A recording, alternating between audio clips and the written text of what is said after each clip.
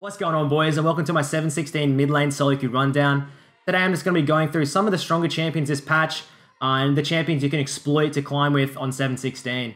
I'm using a key today to kind of help you guys out to know how hard champions are to master and if it's going to take you much time to pick them up. For your red champions, it's going to be 50 to 100 games before you've really mastered the kit to put it onto the Summoner's Rift and ranked. These champions are mechanically intensive. It's going to take you a while to master them, but obviously, if you invest the time in, they're going to pay off high dividends in the long run. Then you've got your yellow champions. I would say 25 to 50 games is sufficient before going to rank with these. These are obviously not as hard as the red, but you're still going to have to put a little bit of effort into learning their kits. And then lastly, you've got the green tier champions, who are very basic mechanically. You'd only need probably 10 to 20 games on these champions before pulling it out in ranked, and you'll be able to go fine. Things like Any, Malzahar, Swain. These kits are very basic, but they still pay high dividends if you play them. For hundreds of games over this patch, you will climb with above 50% win rate. Kicking it off in my A tier mid lane is Natalya. Despite the Natalya nerfs, it is still my top tier mid laner just due to how much of an impact you can have on every stage of the game. It offers the roaming powers of something like an Aurelion Soul, but simply has a stronger laning phase leading to more consistent results. The next champion is Apto's signature Twisted Fate.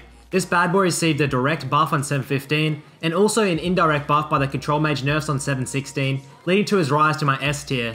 Play this champ to perfection and it's one of the fastest tickets you can get to Challenger. Aurelion Soul is another S tier mid, once again due to how much it can control the game tempo through roams and ganks throughout the early to mid game.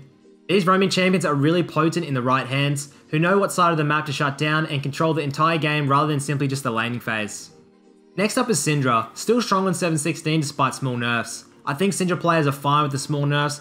It's a little less Q poke off during the early game, but with how much magic penetration she's going on the AP nerfs, it really doesn't affect her too hard. I think Syndra players will be fine. You're a really potent laner, you can pop off, get solo kills, get roams across. This champion is still fine on 716. Next up is my own personal go-to pick this patch, which is Kassadin, simply because everything around him is being slowly nerfed, while a tank and shield meta ensures you have a front line to engage for you during the mid to late games. The best way to play this champion is to simply tell your team to slow the tempo of the game down, stalling out for your level 16 and 3 item spike where you're going to pop off in the late game.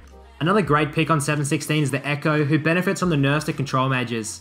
This is probably the only non-blind pickable S tier mid lane on 716, just due to how many champions right now can make it hard for him to play. You don't want to pick Echo into things like Janna or Lulu, who kind of cuck you from getting onto the backline during the late game. Rather, just save this pick as a counter to comps with little CC and not much split push pressure that can match you during the mid to late game.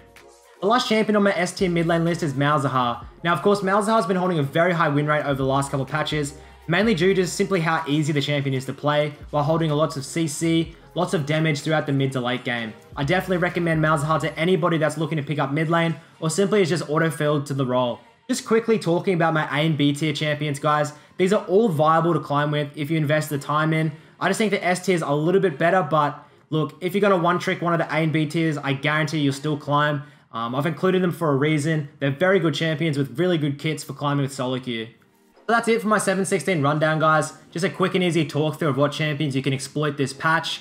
I'd say for the beginner players, go with the green. For the intermediate players, go for the yellow. And for those more experienced players who have lots of hours to invest, you can go for anyone you want. So how can you actually use this tier list to climb, guys? Well, all you're going to need to do is pick one or two of these champions. Go on to OPGG, look for champion enthusiasts of that champion. You want Master or Challenger.